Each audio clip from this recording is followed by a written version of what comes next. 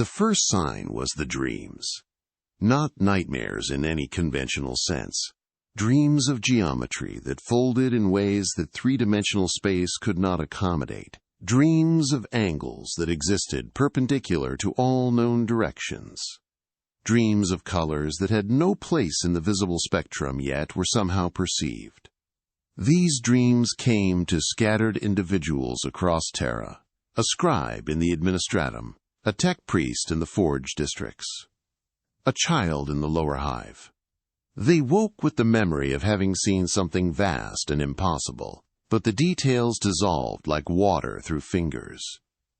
The dreams spread slowly, not through contact or contagion in any measurable way. More people simply began experiencing them. Within a month, perhaps 1 in 10,000 Terrans reported strange visions during sleep. The dreams themselves were fragmentary, a sense of depth that went down forever, a feeling of being observed by something that existed in more dimensions than human consciousness could process. The impression of intelligence so vast and alien that recognizing it as intelligence at all required mental frameworks that humans did not possess. The Adeptus Arbites took notice when the reports reached a certain threshold. Unusual dreams were not normally a matter for law enforcement, but patterns were patterns. They compiled data, cross-referenced locations, searched for common factors among those affected. Found none. The dreamers were distributed across all social classes, all ages, all occupations. No environmental commonality, no dietary correlation, no obvious disease vector. Simply dreams spreading through the population without apparent mechanism. Inquisitor Covenant received the report with professional skepticism. Dreams were the province of the warp, and warp phenomena followed certain rules. Psychers could detect chaos corruption. Geller fields could provide protection. Standard purification protocols could eliminate taint. But when he dispatched a team to investigate, they found nothing. No warp presence. No demonic activity. No corruption signatures. The dreamers were clean by every test the Imperium possessed. Yet the dreams continued. The second sign was the art. A sculptor in the Basilica district, a man named Hendrik Voss, who had previously produced standard imperial iconography, began creating something different. His new works showed structures that seemed architecturally impossible, buildings with foundations that disappeared into angles the eye could not follow. Doorways that appeared to lead in all directions simultaneously. When viewers looked at these sculptures, they reported discomfort, vertigo, a sense that if they looked too long, they might fall into the geometry and never find their way out. Voss could not explain his new style. He said the designs came to him in sleep, that he was simply reproducing what he saw there. When questioned by officials from the Adeptus Ministorum about the theological implications of his work, he became confused, insisted he was still faithful, still served the Emperor. The shapes simply felt important, necessary, true in a way that conventional architecture was not. He was placed under observation. His studio was sealed. His works were confiscated. But others began creating similar art. A painter in the mid-hive, a metalworker in the manufactorums, a calligrapher who started incorporating strange symbols into his illuminated manuscripts. The symbols were not High Gothic, not Low Gothic, not any language in imperial records. They resembled letters or pictograms, but followed no consistent grammar. Yet those who saw them reported understanding at some level below conscious thought that they meant something important. The symbols began appearing in unexpected places, scratched into walls in the underhive, painted on the sides of buildings, etched into metal surfaces in manufactorums. Not graffiti in the usual sense. The placement seemed random, but the execution was careful, deliberate. The Arbites would clean them away, and new ones would appear elsewhere. They arrested those caught creating the symbols. interrogated them, found they could not articulate why they had done it, only that it felt necessary, that the shapes needed to be made manifest. The third sign was the water. Terra's oceans had been dead for millennia, their surfaces covered with industrial runoff and chemical pollution. But in certain locations, observers reported unusual phenomena. The water moved in patterns that did not match tidal forces or currents. Circular formations that appeared and disappeared. Ripples that moved against the wind. Eddies that persisted for hours without dissipating. Tech priests examined the affected areas, found no mechanical cause, no ships or structures disturbing the water. It simply moved in ways it should not. A biologist team investigating coastal regions discovered something stranger. Marine life, what little existed in Terra's poisoned seas, was changing, not mutating in the sense of chaos corruption, not evolving through natural selection, changing in ways that made classification difficult. A fish that had existed in 3 dimensions would be found existing in what appeared to be 4, its body present in multiple locations simultaneously without being split or duplicated. Crustaceans, whose internal organs were arranged in topologies that should have been impossible given their external structure. Jellyfish that seemed to phase in and out of visibility, not through camouflage but through actual presence that fluctuated. The biologist team's report was classified immediately. Samples were sent to Mars for further analysis. The team members were placed under observation for potential contamination. But within weeks, similar reports came from other coastal areas. Then from the water recycling plants that served the hive cities. Technicians reported seeing shapes moving through the purification tanks. Shapes that were there and not there. Present but not fully manifested. When filters were checked, they found organic matter that analyzed as simultaneously dead and alive, matter and energy, solid and liquid. The fourth sign was the madness, though calling it madness suggests disorder. What affected individuals experienced was more like clarity, an understanding that normal human consciousness could not process. The first documented case was a senior administrator named Carolus Fenn, a man responsible for food distribution across 3 hive sectors. Fenn began making decisions that initially appeared to be standard efficiency improvements. He reorganized delivery routes, adjusted production quotas, modified storage protocols. The changes improved efficiency by 17%, but after several months, analysts noticed something strange about Fenn's optimizations. The routes, when mapped, formed patterns, the same symbols that were appearing throughout the city.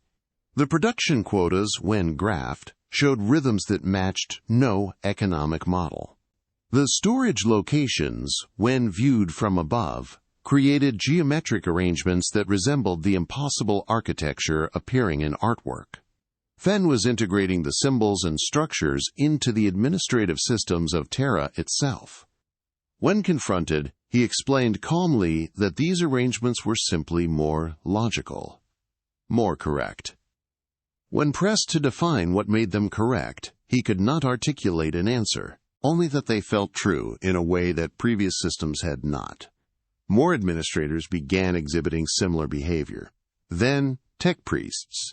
Then military officers. They continued performing their duties efficiently, but their decisions incorporated elements of the impossible geometry. A fortress was redesigned with walls that seemed to exist at angles that should have prevented them from standing. A production line was rearranged so that materials moved through space in paths that observers found disorienting to watch. A training regimen was implemented that had soldiers moving in formations that hurt to observe for more than a few moments. None of these changes impaired function. In fact, measured by standard metrics, efficiency improved. The fortress was more defensible, despite its impossible architecture. The production line output increased, despite its disturbing configuration. The soldiers trained in strange formations performed better in combat simulations. The Imperium valued efficiency. Officials noticed the improvements but chose not to investigate too deeply. Heresy that increased production quotas was lower priority than heresy that decreased them. The fifth sign was the congregation. It began spontaneously in multiple locations, small groups gathering in unused spaces throughout Terra, abandoned hab blocks, sealed industrial sectors, forgotten corners of the underhive. They would stand or sit in silence, sometimes for hours, not meditating in any recognizable sense, not praying according to Imperial liturgy, simply being present together while something happened that observers could not quite perceive. When the Arbites broke up these gatherings, participants came peacefully, offered no resistance. When interrogated, they struggled to explain what they had been doing. One man said they were listening. When asked what they were listening to, he fell silent. A woman said they were witnessing. Pressed for details, she said only that something was becoming. A child said they were waiting, but could not say what they waited for. The gatherings grew larger. Dozens became hundreds. Hundreds became thousands. They occupied larger spaces. Emptied sections of hive cities, old cathedral ruins, open areas in the industrial zones. The Arbites lacked resources to disperse gatherings of this size, particularly when participants offered no violence. They simply stood together in silence, some for a few minutes, some for hours. Then they would disperse and return to their normal lives, work their shifts, attend to their duties, function as normal Imperial citizens. Until the next time they felt the pull to gather again. Inquisitor Covenant escalated the matter to the Adeptus Custodes. Something was affecting Terra's population on a massive scale, yet all tests for corruption came back negative. No chaos taint, no Xenos influence, no heretical teaching, just dreams and symbols and strange gatherings, and the slow reorganization of how people thought and acted. He argued that the absence of detectable corruption was itself evidence of corruption so sophisticated it evaded standard detection. The Custodes responded with increased surveillance. Undercover agents infiltrated the gatherings, reported that participants appeared to be in a mild trance state. Brain activity was elevated but organized, not the chaotic patterns of chaos possession, more like deep concentration or meditation.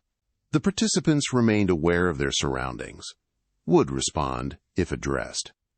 But their attention was focused elsewhere, on something that the agents, despite being present, could not perceive. One agent, a veteran of decades of covert operations, filed a disturbing report. He had attended 17 gatherings over 2 months, maintained his mental discipline through training that should have protected him from any psychological manipulation. But by the 17th gathering, he began to perceive something the others seemed to perceive, a presence, vast and patient, not in the room but somehow adjacent to it, existing in a space that overlapped with normal space but was not quite part of it. The presence did not communicate, did not impose, simply was. The agent's report concluded with a recommendation that operatives be rotated out of surveillance duty after no more than 5 gatherings. Extended exposure appeared to make the presence perceptible, and perceiving it changed something fundamental in the observer. The symbols multiplied. Not just scratched on walls anymore, but incorporated into official documents. An administratum clerk would be filing reports when strange characters would appear in the margins, characters she had not consciously written, but which her hand had produced anyway. A tech priest would be composing technical specifications, and the sacred binary would include sequences that followed no known protocol. Sequences that, when examined, formed patterns similar to those appearing throughout the city. Artists were no longer the primary source. The symbols were emerging through the normal work of normal citizens who could not explain why their hands produced these marks. Linguistic specialists attempted analysis. The symbols were not language in the conventional sense, no consistent grammar, no clear vocabulary, but they conveyed meaning nonetheless.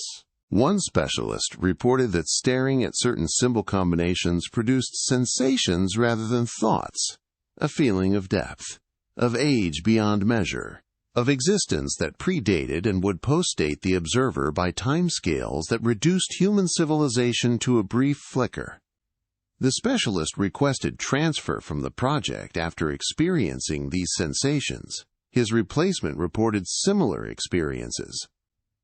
The third specialist assigned to the task committed suicide, leaving a note that consisted entirely of symbols arranged in dense, careful patterns. The gatherings evolved.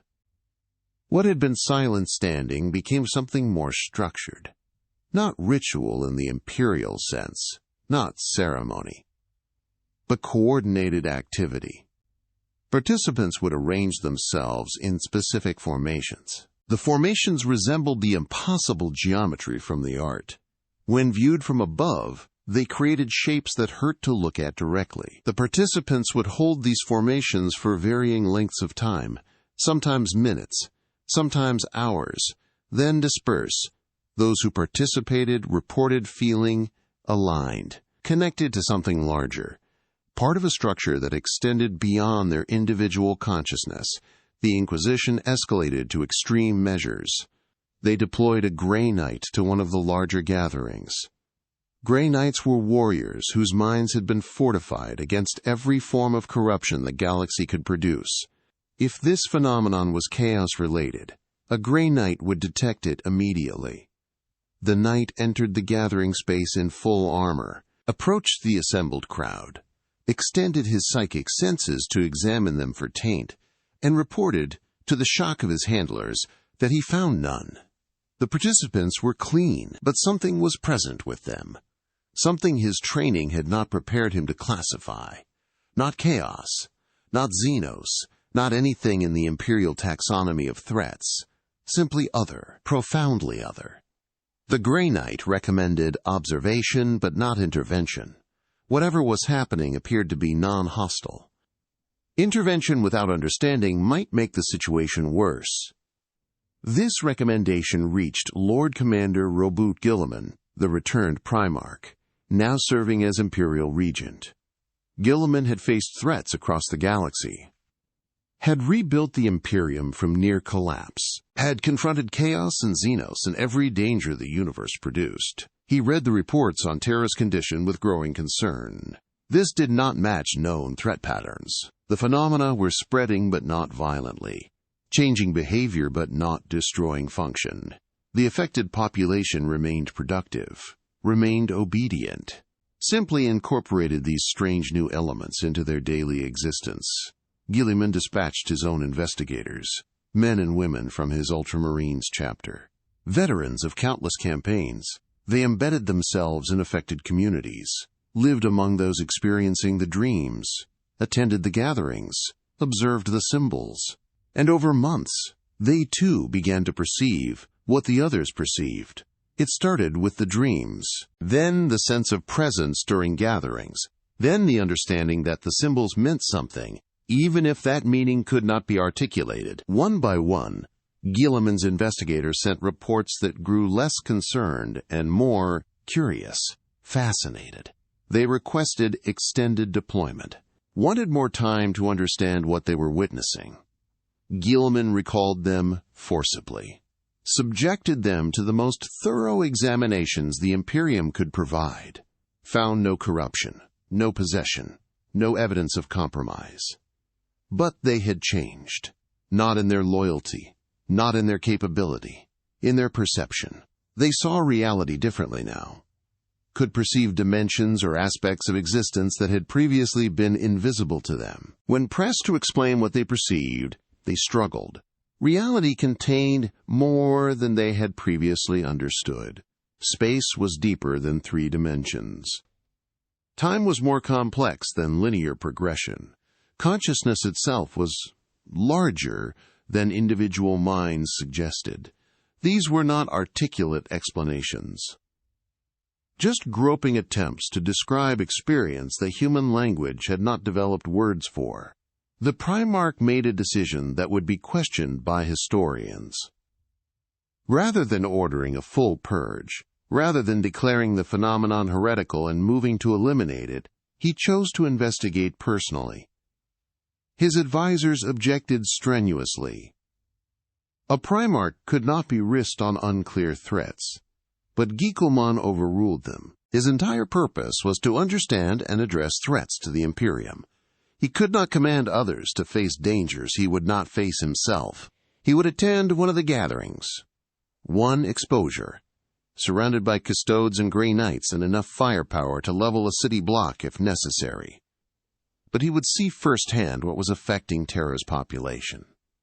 The gathering was held in a disused cathedral in the Mid-Hive. 3,000 participants. They arranged themselves in the now familiar patterns, stood in silence. Guilliman entered with his guard, observed from the edge, watched as nothing visible occurred. The people simply stood. Minutes passed. An hour. The Primarch prepared to leave, convinced this was mass delusion, or some form of subtle psychological manipulation. And then he felt it. Not a voice, not a presence in the sense of something that occupied space, but an awareness that he was being observed, that something vast beyond measure had turned its attention, briefly, to this location. To these people, to him. The sensation lasted perhaps 3 seconds. Then it was gone. But in those 3 seconds, Guilliman understood with absolute certainty that he had encountered something completely outside his experience. Something that existed in ways he had not previously known existence could take form. He said nothing to his guard, returned to the palace. Spent the night in his private chambers reviewing everything he knew about xenobiology, chaos, corruption, and the nature of reality itself. Found nothing that matched what he had experienced. Not demon presence, not Xenos mind control, not warp phenomena, something else. Something that existed in the material universe, but not entirely in the 3 spatial dimensions humans normally perceived. Something patient and vast, and older than the Imperium, older than humanity, older than the galaxy itself. Sleep came eventually, and with sleep came dreams. The same dreams affecting millions of Terrans, geometry that folded impossibly, colors with no names, depths that went down forever. And in the dreams, for the first time, something like communication. Not words, not images. Sensation, the feeling of being part of something larger, of individual consciousness as temporary and small, of reality as vaster and stranger than even a Primarch had imagined. The dream did not compel, did not command, simply showed, simply revealed, simply said, without words, that there was more to existence than the Imperium had ever conceived. Guilliman woke with the memory dissolving like morning mist. But the feeling remained. He had been shown something true, something fundamental. The question was whether that truth served the Imperium or threatened it. For the next week he continued his normal duties. Met with advisors. Made administrative decisions. Commanded military operations across sectors. But at night, the dreams returned, and each night they showed him more. Not propaganda, not seduction, just reality as it actually was, stripped of the comfortable fictions that let humans function, without confronting how small and temporary their existence truly was. The gatherings began to attract more prominent citizens, not just workers in lower hive residents anymore. Administrators, officers, tech priests of sufficient rank that their absence from duties was noticed. They came and stood in the formations and felt whatever it was that happened during these events. Returned to their posts, changed in subtle ways. More contemplative. Less certain of doctrines they had previously accepted without question.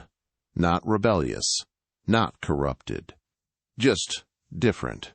Asking questions that had not previously occurred to them, seeing their work from perspectives that were broader and more unsettling. The Administratum began noticing changes in documentation.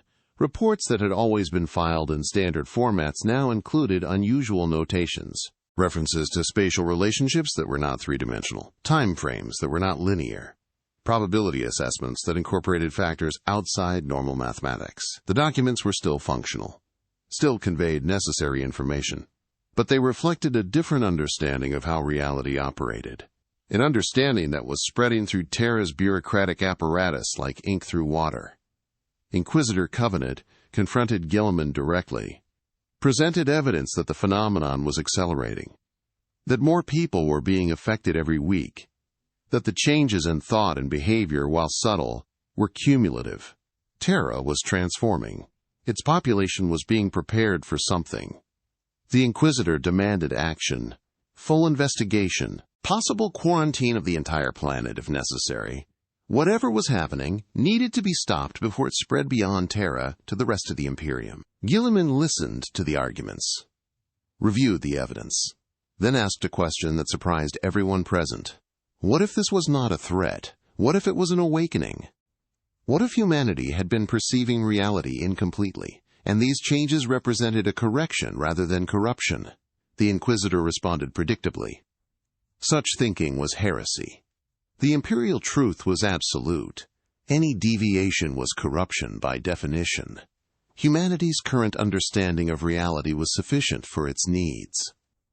These changes served no beneficial purpose and introduced dangerous instability. But Guilliman had spent months now experiencing the dreams, attending gatherings when he could do so discreetly, perceiving the presence that others described, and his conclusion, one he could not fully articulate even to himself, was that the Inquisitor was wrong. This was not corruption. This was contact. Something had arrived on Terra. Not invaded, not attacked. Arrived. And it was slowly, patiently, carefully, making its presence known to those capable of perceiving it. The question was not whether to resist. The question was what the presence wanted, if it wanted anything at all. The symbols were everywhere now, integrated into the architecture of daily life on Terra. Visible to those who knew how to look. Administratum documents bore them in watermarks and marginalia. Manufactorum output showed them in the arrangement of components and the flow of production lines. Military formations incorporated them in ways that appeared to be tactical innovations. The Imperium was being rewritten at a fundamental level, not destroyed, not conquered, rewritten to reflect a different understanding of how existence structured itself. Guilliman made a decision that would define his regency. He would not order a purge, would not attempt to eliminate the phenomenon through force. Instead, he would try to understand it, to communicate with it, if communication was possible, to determine its nature and its purpose. If it proved hostile, the Imperium would respond with all available force. But if it proved to be something else, something outside the standard categories of threat, then different approaches might be necessary. He convened a secret council, not the High Lords, not the Inquisition. A small group of individuals who had been most deeply affected by the phenomenon and yet remained functional. Scientists, administrators, artists, military officers. People who had integrated the new understanding without losing their capability or loyalty. He asked them direct questions. What was happening to them? What did they perceive? What did the presence want? The answers were fragmentary but consistent. Something vast had entered the solar system. Not a ship, not an object, a consciousness. One that existed primarily in dimensions humans could not normally perceive. It was not hostile, not benevolent either, simply present. It was observing humanity, and in observing, it was being observed in return. The contact was changing both parties. The presence was learning about human consciousness. Humans were learning about forms of existence they had not known were possible. The symbols were a side effect. Attempts by human minds to process perceptions they had no framework for understanding. The gatherings were another side effect. People drawn together by the unconscious need to experience the contact collectively rather than individually. One participant, a senior biologist, offered a comparison.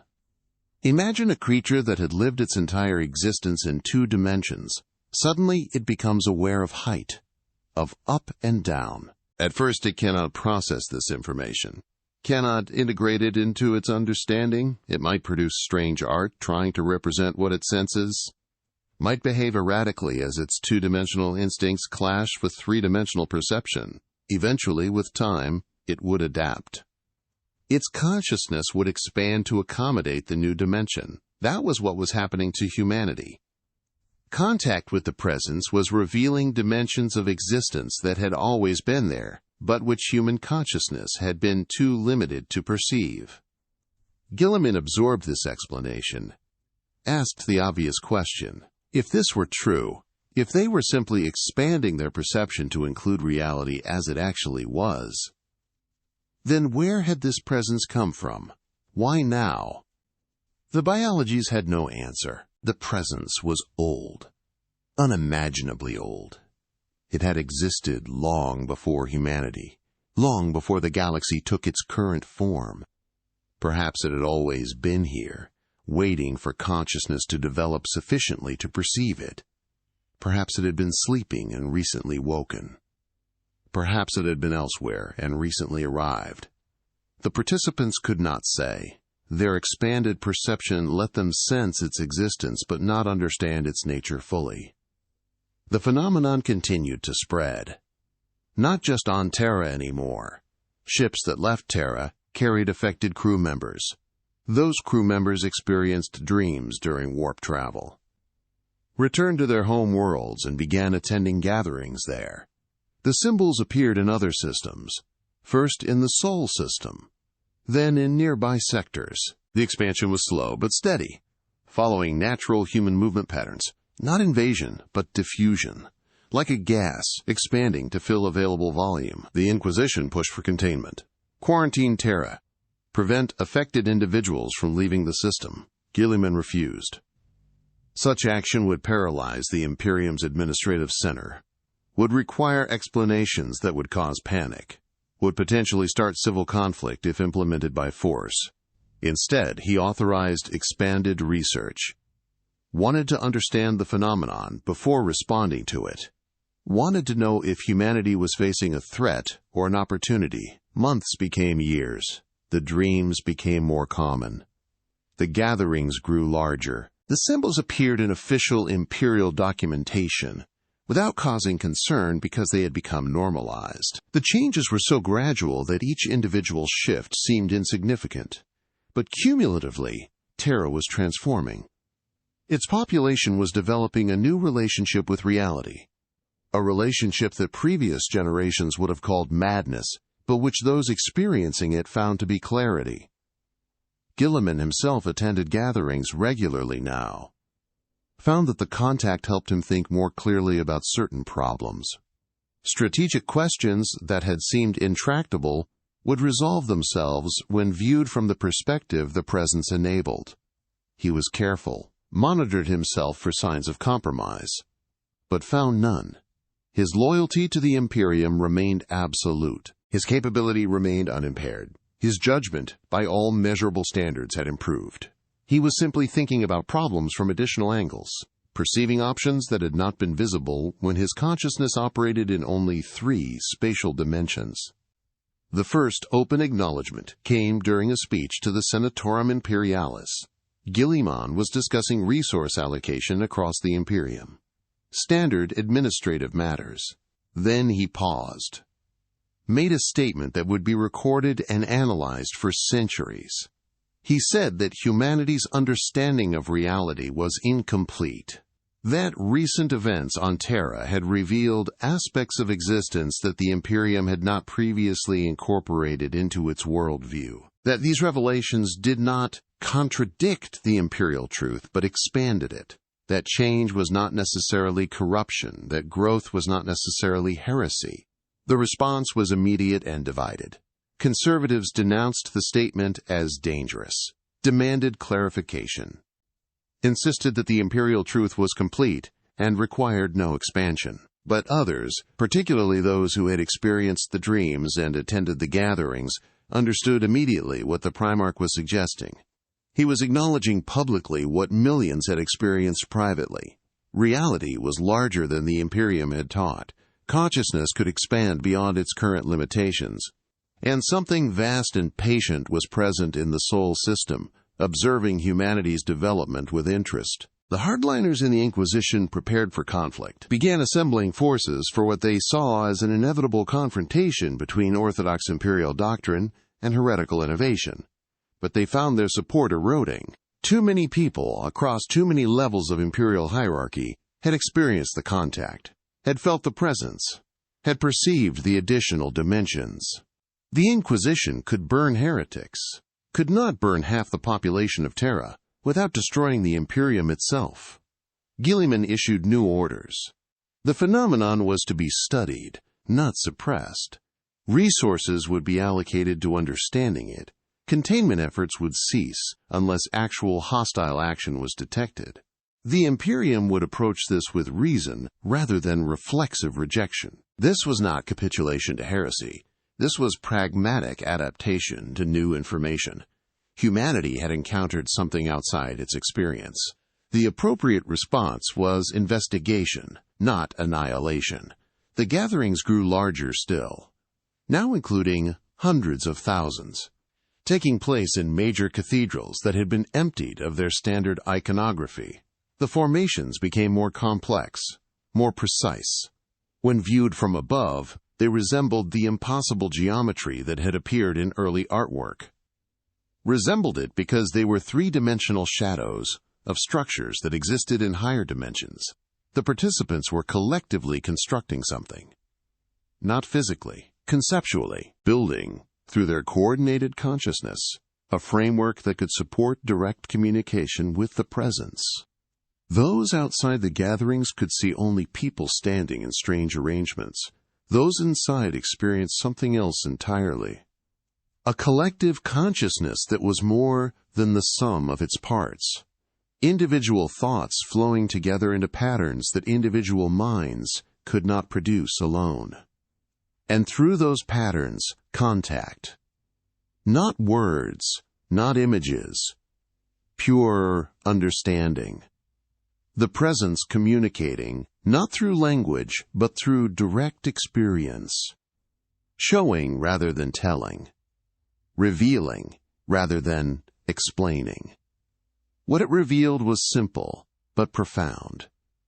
It had been in this galaxy for eons, sleeping in the spaces between dimensions, dreaming in geometries that living matter could not normally perceive.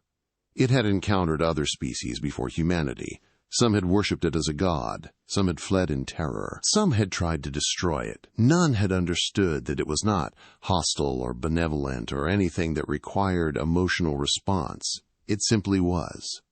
A form of existence that was to matter as matter was to energy. Different. Fundamental. Beyond morality or intention. But recently something had woken it. Some disturbance in the fundamental structure of reality. The presence had not yet determined what, but it had emerged from sleep to investigate. Found itself in proximity to Terra. Found humanity interesting because human consciousness, unlike most species, had the potential to perceive it. Most minds were too rigid, too fixed in three-dimensional thinking.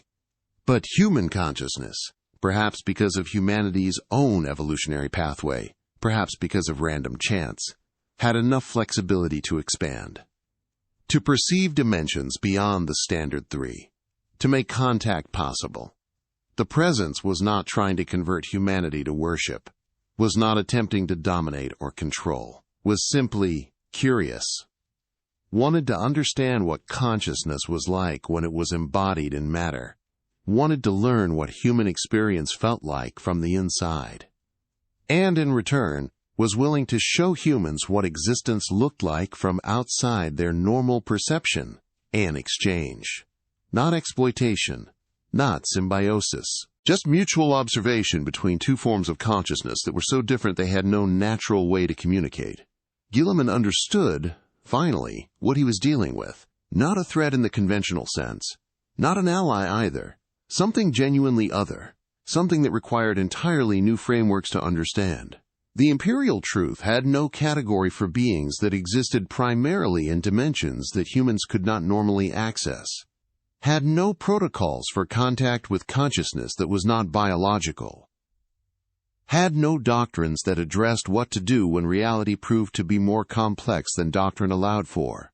He convened the High Lords, presented his findings, explained that Terra was in contact with something unprecedented, that the contact was changing how humanity perceived reality, that attempts to suppress or eliminate the contact would fail, because it was not invasion that could be repelled, but revelation that could not be unlearned, that the Imperium faced a choice: adapt to new understanding or fracture under the weight of enforced ignorance. The High Lords' response was predictable, divided. Some demanded immediate military action despite Guilliman's assessment that such action would be futile. Some called for complete shutdown of Terra and relocation of imperial government elsewhere. Some argued for Guilliman's approach of cautious engagement. The debate was fierce, went on for weeks, threatened to split the Imperium's leadership into irreconcilable factions. While they argued, the phenomenon spread beyond Terra, beyond the Sol system. Ships carried affected individuals to other worlds. The dreams spread to new populations. Gatherings began appearing throughout the Imperium, slowly at first, then accelerating. The presence, patient and vast, was making contact with humanity as a whole. Not just Terra anymore, not just the central authority, all of it. Billions of humans across thousands of worlds, experiencing dreams of impossible geometry, perceiving presence in dimensions they had not known existed, beginning to understand that reality was stranger and larger than they had been taught. The hardliners saw this as proof of threat, accelerating contamination, uncontrolled spread, demanded intervention before it was too late. But Guilliman saw something else: humanity expanding its consciousness, developing new ways of perceiving and thinking, growing beyond the limitations that had defined it for millennia. And yes, it was frightening. Yes, it threatened established order. But growth always did. Change always did.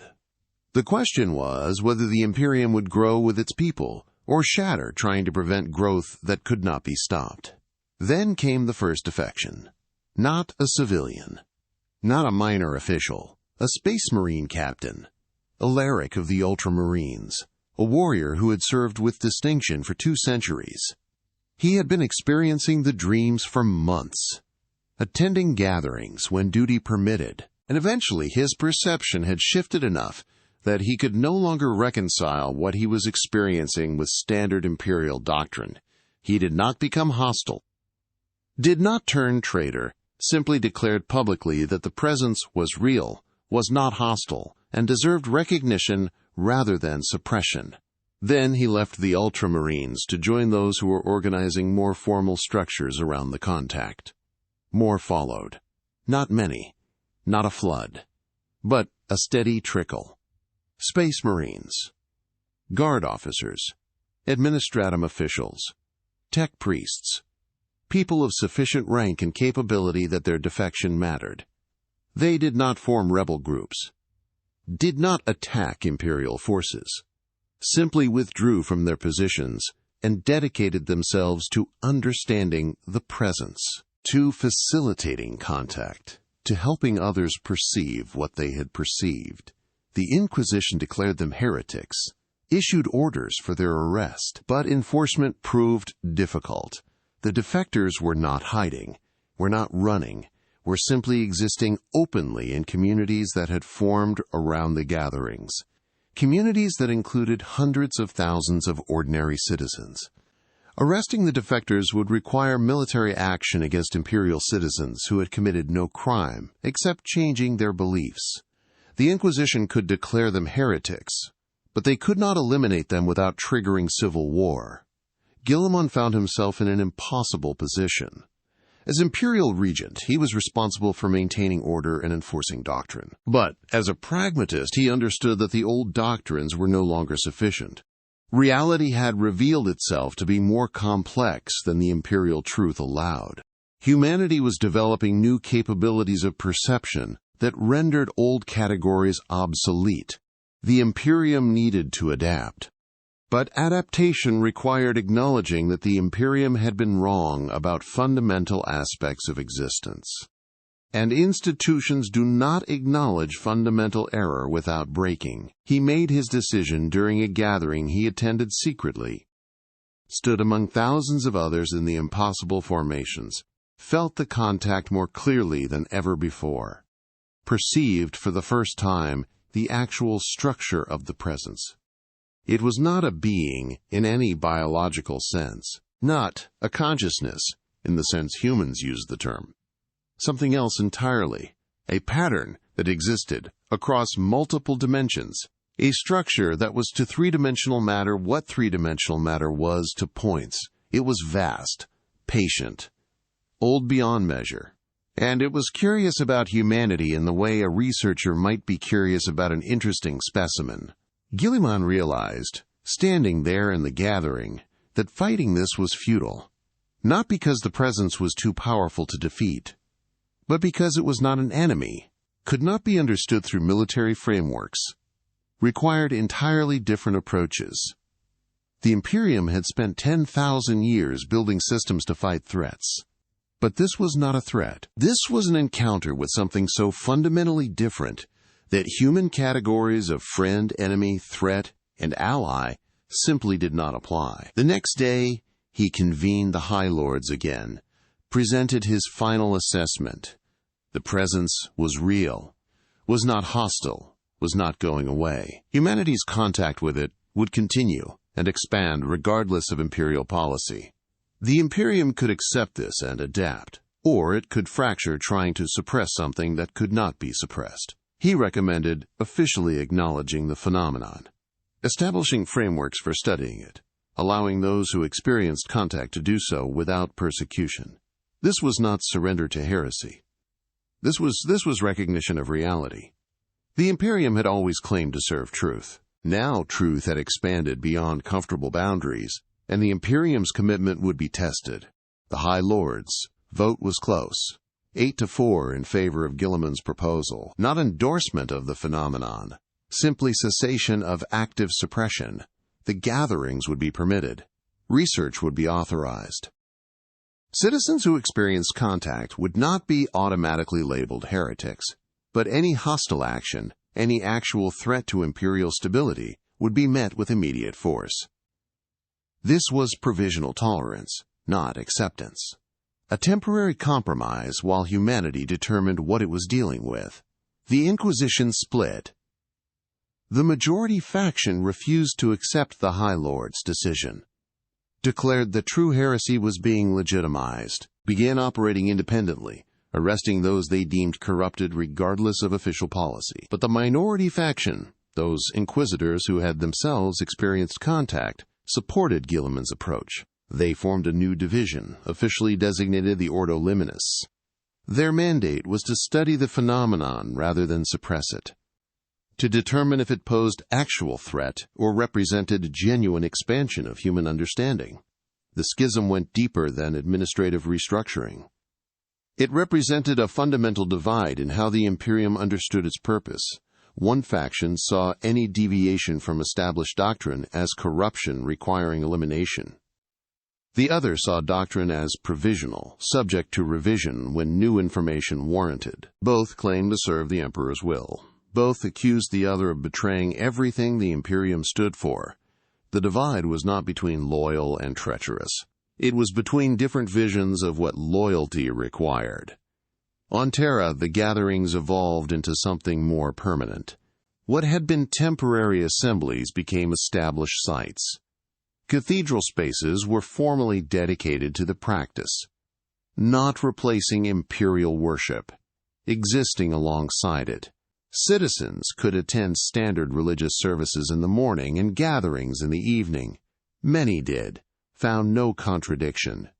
The Emperor remained the focus of their devotion. The presence was simply another aspect of reality that required acknowledgement, like gravity or radiation, not worshipped, just recognized. The formations became more sophisticated.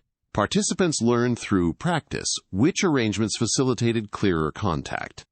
Thousands of people moving in coordinated patterns that resembled dances or military drills but served neither purpose.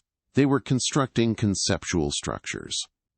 Buildings made of consciousness rather than matter. Architectures that existed in perceptual space. And within these structures, communication with the presence became more detailed. Not conversation, not dialogue, but exchange of understanding that transcended language. Artists produced works that attempted to capture what was experienced during contact. Paintings that seemed to show depth where canvas should be flat. Sculptures that appeared different from every angle, not through clever design, but through actual dimensional complexity. Music that incorporated tones beyond human hearing range, audible only to those whose perception had been altered by contact. The art was disturbing to those who had not experienced the phenomenon, but to those who had, it was simply accurate. Reality documented honestly. The symbols were codified into what might be called language, though that term was inadequate. A writing system that conveyed meaning through geometric relationships rather than phonetic representation. Two symbols placed in proximity meant something different than the same symbols separated by distance. Symbols rotated at specific angles produced two different meanings. Sequences that repeated across a page created resonances that added layers of interpretation. It was mathematics and poetry and technical specification all merged together. Those trained in its use could communicate concepts that standard Gothic could not adequately express. Educational institutions began teaching the symbol system, not mandating it, simply offering instruction for those interested. Students learned to perceive and reproduce the patterns, found that understanding the symbols required developing forms of spatial reasoning that standard education did not cultivate. Not everyone could learn it. Some minds remained too fixed in three-dimensional thinking, but perhaps 30% of the population, given proper instruction, could develop the necessary flexibility. Those who succeeded reported that their thinking changed in fundamental ways. Problems that had seemed intractable became solvable when approached from additional conceptual angles. The Adeptus Mechanicus fragmented along similar lines to the Inquisition. Orthodox Mechanicus declared the symbols to be tech heresy, corrupted knowledge that violated the sacred patterns handed down from the Omnissiah. But experimental factions argued that the symbols represented genuine mathematical discovery, new geometries that had applications in engineering and physics. They demonstrated practical benefits. Engines designed using the new mathematics ran more efficiently. Weapons incorporating the symbols into their construction performed beyond theoretical maximums. Structures built according to the impossible architecture were stronger and more stable than conventional designs. The question of whether to permit or suppress the experimental Mechanicus became urgent when a Forge world successfully constructed a Geller field using the new principles. The field was more stable than conventional designs, required less power, maintained integrity under conditions that would have collapsed standard fields, but it incorporated the symbols into its fundamental structure, used geometries that observers found disorienting to examine. Ships equipped with these new fields reported that warp travel felt different, calmer, less turbulent, as if the fields were not just protecting against the warp, but somehow existing partially outside it. Military applications could not be ignored. The Astra Militarum experimented with formations based on the impossible geometry, found that soldiers arranged in these patterns fought with improved coordination, not because the patterns conveyed tactical advantage in any conventional sense, because they facilitated a form of collective consciousness. Individual soldiers remained autonomous, but operated with heightened awareness of their comrades, positions, and intentions. Casualties decreased. Efficiency increased. The patterns were disturbing to observe, made veteran commanders uncomfortable. But they worked. The political situation reached crisis when 3 entire Space Marine chapters declared for the new understanding. Not the Ultramarines, though individual Ultramarines had defected. 3 chapters from different founding, with no historical connection to each other, independently reached the same conclusion. The presence was real, contact with it enhanced rather than corrupted capability. The chapters would continue serving the Imperium, would continue fighting its enemies, but they would do so with expanded perception, would incorporate the new understanding into their doctrine and tactics. The Orthodox chapters condemned them, declared them fallen, demanded that the Inquisition authorize crusades to eliminate these heretics before corruption spread. But the Ordo Liminus intervened, conducted examinations, found no chaos taint, no Xenos influence, no evidence of any corruption that imperial doctrine traditionally recognized. The chapters had changed their beliefs, yes, had adopted practices that made Orthodox Marines uncomfortable, yes, but they remained loyal, remained effective, remained dedicated to humanity's defense. The Ordo Liminus recommended observation rather than elimination. Give the situation time to develop before making irreversible decisions. Guilliman supported this approach, but his position was weakening. Too many within the imperial hierarchy saw him as compromised, as having been corrupted by the very phenomenon he was supposed to be containing. Calls for his removal as regent intensified. Not open rebellion, not direct challenge, but political maneuvering intended to isolate him, to reduce his authority, to prepare for transition to leadership that would take harder stance against the changes sweeping the Imperium. Then the dreams changed. For months they had been fragmentary, geometric visions, sensations of presence, feelings of vastness, but no clear communication, no obvious message. That changed during a gathering that included nearly 1 million participants, the largest assembly yet, held in the ruins of the Imperial Palace's oldest districts. Spaces that had been sealed for millennia, opened specifically for this purpose.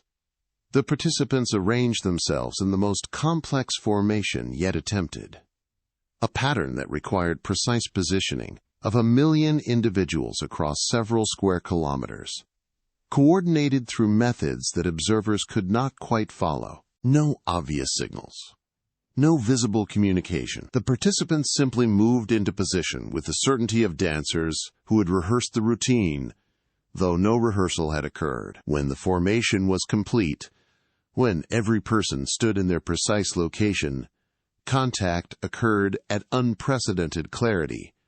Not dreams this time, not fragmentary visions, direct communication. Still not words, still not language. The transmission of complex information through means that human neurology had not evolved to process yet somehow could process anyway. The presence showed them something, not its origin, not its purpose, its nature, what it was, how it existed, why it had made contact. Those who experienced this transmission struggled for weeks afterward to articulate what they had learned. The presence was not a single entity but a pattern, a structure that existed across dimensions. It had no consciousness in the human sense, no thoughts or emotions or desires. It was more like a law of physics, like gravity or entropy. A fundamental principle of reality that happened to be complex enough to interact with consciousness in ways that seemed intentional but were simply inherent to its nature. It had not come to Terra seeking anything, had not chosen to wake, had been awakened by something else, some disturbance in the fundamental structure of reality itself. A battle between cosmic forces that had occurred in dimensions the presence normally inhabited. That battle had been the conflict between Lucifer and the Chaos Gods and the Archangels. The presence had not participated, had simply been affected, shaken from dormancy by energies that disrupted the dimensional spaces where it existed. Finding itself awake and sensing nearby consciousness, the presence had done what its nature dictated, observed, interacted, made itself perceptible to minds capable of perceiving it, not through choice, through the same kind of inevitability that makes water flow downward. It was what it was, and being what it was meant, interacting with consciousness when consciousness was present. The contact had no purpose, no goal, no desired outcome. It was simply the natural consequence of two forms of existence encountering each other. This revelation was simultaneously reassuring and terrifying. Reassuring because the presence was not hostile, had no agenda, sought nothing from humanity except the interaction that was occurring naturally. Terrifying because it meant the contact could not be negotiated with, could not be bargained with, could not be convinced to leave. The presence would remain until some external factor caused it to return to dormancy, and there was no way to predict when or if that would occur. Humanity might be dealing with this for decades, centuries, millennia, or it might end tomorrow if whatever had awakened the presence reversed itself. The million participants dispersed from the gathering with this understanding, shared it with others. The information spread through the affected population. Reactions varied. Some found peace in knowing the presence was not threat. Some found terror in knowing it could not be removed. Some simply accepted it as another aspect of existence that required adaptation. But everyone understood that the situation was permanent for the foreseeable future. The Imperium would need to integrate this new reality into its functioning or fragment, under the strain of trying to maintain doctrines that reality had revealed to be incomplete. Guilliman made his position clear in a speech to the Senatorum Imperialis. The presence was real, was not going away, was not hostile, but was also not controllable. Humanity had encountered something genuinely other, something that did not fit into existing categories. The appropriate response was not denial or suppression. The appropriate response was adaptation. The Imperium had survived 10,000 years by adapting to changing circumstances. It would survive this by adapting again. Those who could not adapt, who insisted on maintaining doctrines that reality no longer supported, would be left behind by history. The speech was met with applause from some quarters, outrage from others. The schism was complete now, not hidden behind diplomatic language anymore. Open divide between those who accepted the new reality and those who rejected it. Both sides prepared for what they increasingly saw as inevitable. Not debate, not political maneuvering. Conflict. The kind of conflict that had torn the Imperium apart before. The kind that made the Horus Heresy's name synonymous with catastrophe. The Orthodox faction began assembling forces. Chapters that had not been affected by contact. Guard regiments from isolated worlds. Inquisitors who saw this as their moment to purge heresy at the highest levels.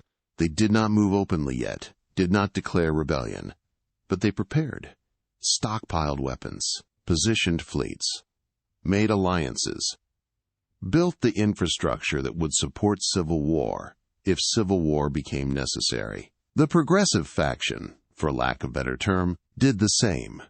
Chapters that had adopted the new understanding. Worlds where gatherings had become normalized. Citizens who had experienced contact and could not imagine returning to the limited perception they had possessed before. They did not want war, did not seek conflict, but they would not surrender what they had gained, would not return to ignorance simply because ignorance was traditional. Guilliman stood between these factions, trying to prevent conflict, trying to find compromise. But compromise required both sides accepting that the other might have legitimate perspective. The Orthodox faction saw only heresy. The progressive faction saw only truth. Neither could acknowledge the other's position without betraying core principles.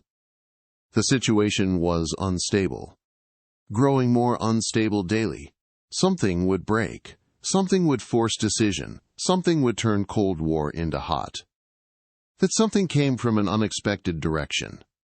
Not from Terra. Not from the political maneuvering of the High Lords or the Inquisition. From the warp itself. The same warp that had been mostly sealed after the Great Conflict. The same warp where the Chaos Gods existed in withered, starved forms. Something was happening there. Something that instruments could detect but could not interpret. Energy patterns that had no precedent. Disturbances that suggested massive forces in motion. The warp, which had been relatively quiet for years, was becoming active again.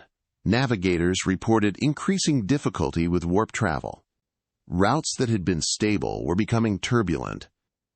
The Astronomicon, which had gone dark after the Emperor's disappearance, but had been replaced by a network of psychic beacons, flickered. Ships were being lost. Not many. Not enough to halt commerce, but enough to suggest that something fundamental was changing in the Imperium. The Ordo Liminus investigated. Sent psychers into controlled warp exposure to determine what was occurring. The psychers returned with disturbing reports. The Chaos Gods were active. Not in their previous forms, not with their previous power, but active nonetheless.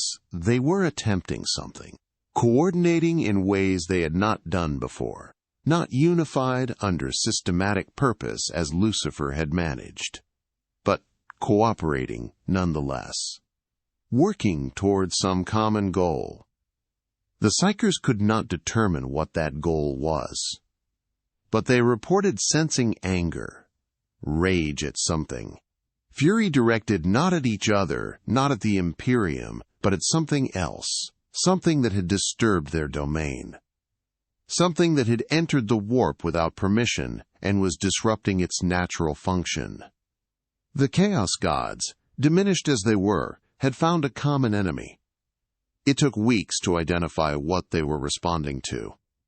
The Presence. The entity that had made contact with humanity, that existed in dimensions outside normal three-dimensional space. It existed partially in the warp. Not fully, not primarily, but its multi-dimensional nature meant it touched many realms simultaneously.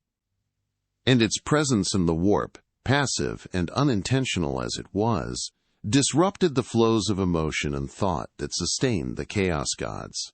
Simply by existing there, it was draining them further, making their already weakened state more precarious. The Chaos Gods were preparing to attack, not humanity directly, the Presence itself. They were marshaling what power remained to them, calling in every oath, every pledge, every scrap of influence they still maintained. The withered remnants of their legions were being assembled, demon hosts that were shadows of what they had once been, corrupted mortals who still served despite knowing their gods were dying. All of it being prepared for assault on something that the Chaos Gods perceived as existential threat. When this intelligence reached Terra, reactions were immediate and divided. The Orthodox faction saw opportunity. The Chaos Gods were going to attack the Presence. Perfect. Let them. Humanity should support this attack. Help eliminate the entity that was corrupting the Imperium. This was chance to resolve the problem without internal conflict. Let chaos and the Presence destroy each other while humanity watched from safe distance. The progressive faction saw catastrophe. The Presence was not hostile, was not even intentionally disrupting the warp, was simply existing in ways that happened to affect chaos. If the Chaos Gods attacked, the Presence might defend itself, and a conflict between the Presence and chaos, fought partially in real space, would devastate any worlds caught in proximity. Terra was in proximity. The Sol system was in proximity. Billions of human lives were at risk. More critically, the progressive faction had begun to understand that the Presence was not indestructible. It was vast, patient, ancient, but it could be damaged, could potentially be destroyed if sufficient force was applied. The Chaos Gods, even in their diminished state, commanded forces that might be sufficient. If the Presence was eliminated, humanity would lose the contact, would return to limited three-dimensional perception, would lose the advantages that expanded understanding provided. The progressive faction did not want the Presence destroyed. Not out of worship, not out of dependence, but because they had experienced something real and valuable and could not imagine giving it up.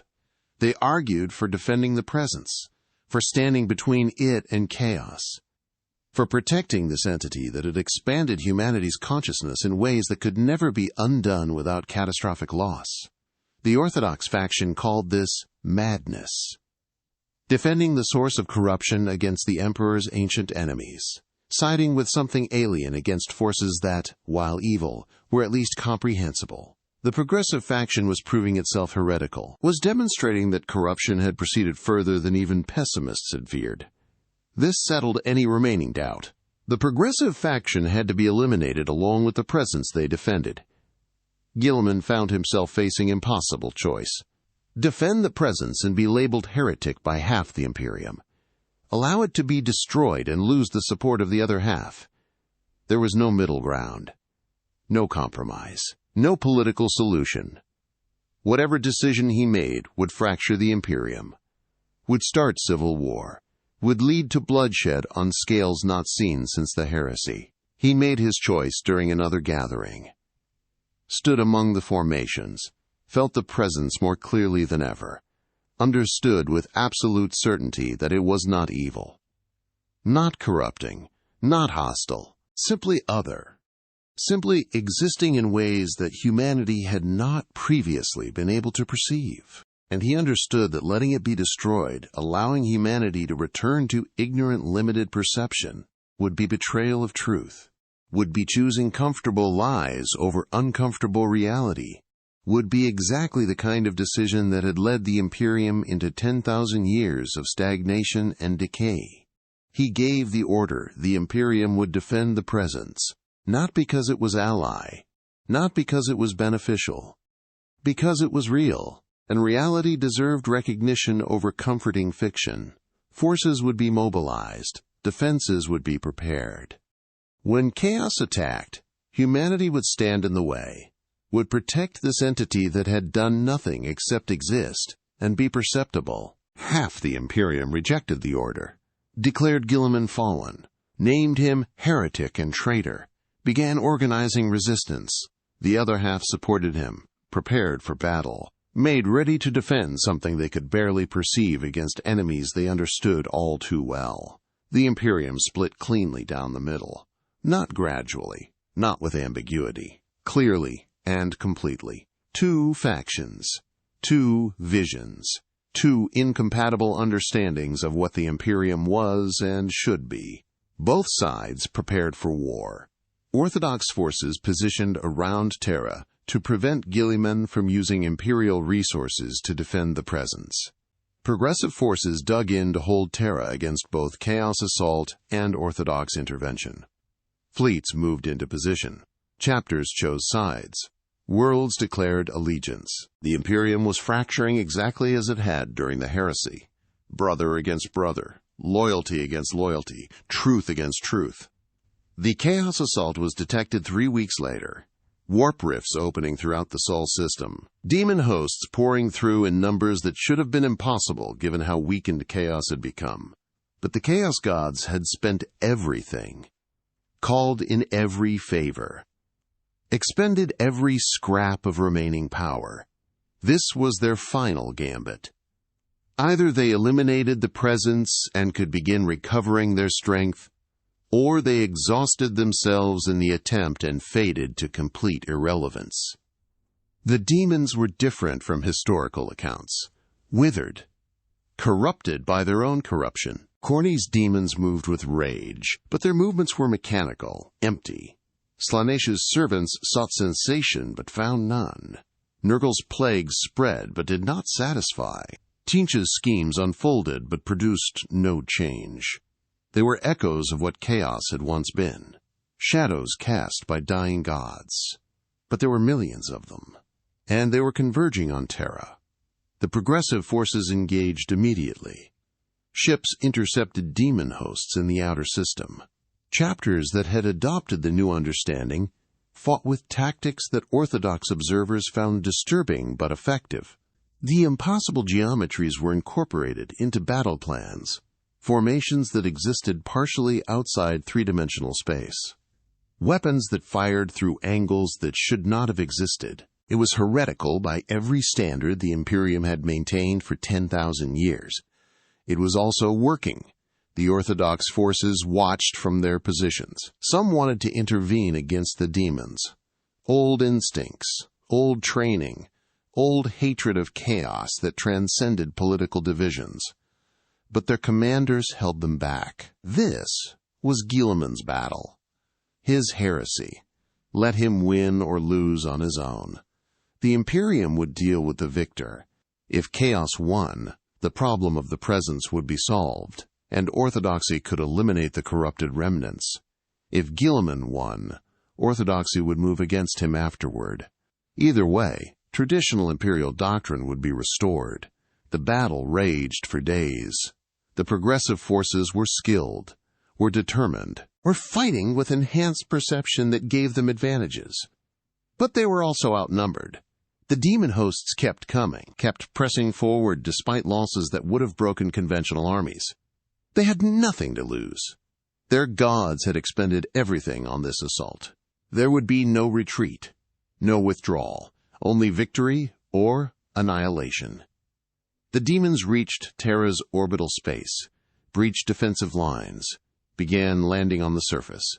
Progressive forces fought them in the streets, in the ruined districts, in the gathering spaces where millions had experienced contact. The fighting was brutal. Casualties mounted. Terra burned for the second time in recent history. But this time not from plague, from open warfare between demons and those humans who had chosen to protect something that most of humanity could not even perceive. Guilliman fought personally, his armor of fate blazing with power, the Emperor's sword cutting through demon flesh.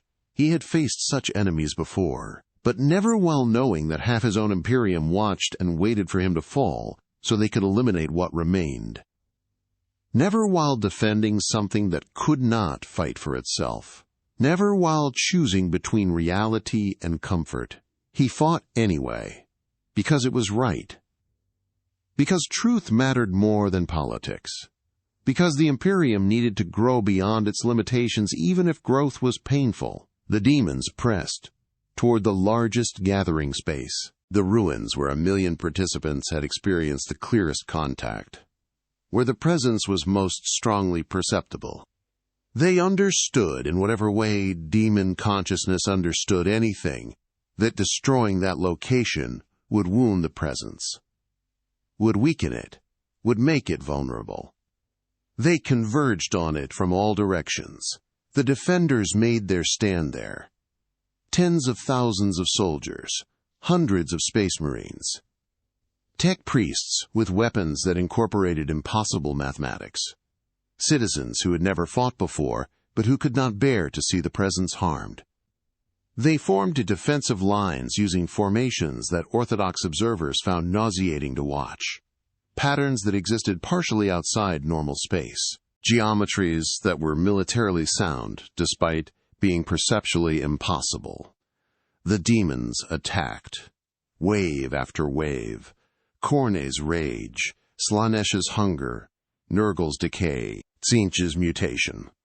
All of it thrown at defenders who would not break because they were defending something that had changed them fundamentally.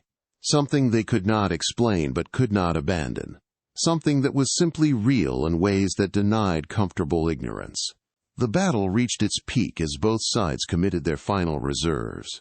The sky above Terra darkened with warp energy. The ground shook with the impact of weapons that tore reality. Millions were dying. Billions might die before this ended. The Imperium was watching itself tear apart in real time, watching brother fight brother, while demons exploited the division, watching everything the Emperor had built threaten to collapse because humanity had encountered something that doctrine had not prepared them for. And through it all, the presence remained, vast, patient, unchanging, existing in dimensions that the battle only partially touched.